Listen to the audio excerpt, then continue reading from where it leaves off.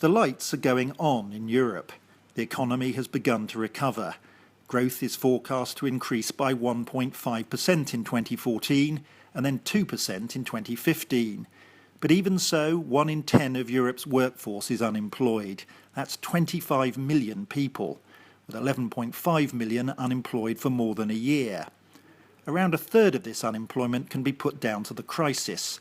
We can expect it to fade away as the recovery takes hold.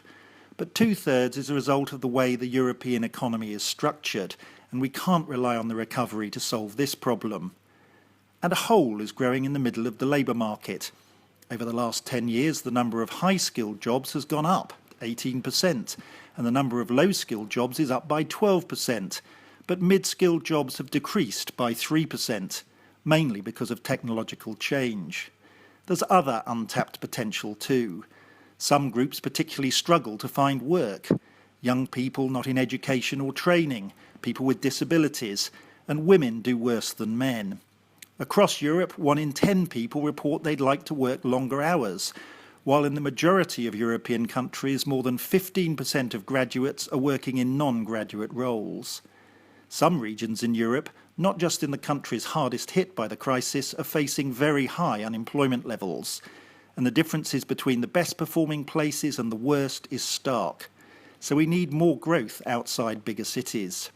Governments and business need to do more. We need to connect the dots so that the whole of Europe shares in the brighter future ahead.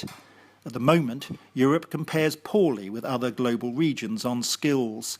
More will need to be done to plug skills gaps. But this won't be achieved if, as now in the UK, the number of adults in training falls. The solutions for a brighter future include increased productivity and high-end jobs, skilling up the workforce, particularly of young people, which can only be achieved by more training by employers. Our goal must be full employment, making people better off, giving them higher self-esteem, and we need an economy that generates more tax revenue so we can cut debt and fund essential services. And to achieve this, we need a well-skilled workforce that draws on everyone's talents.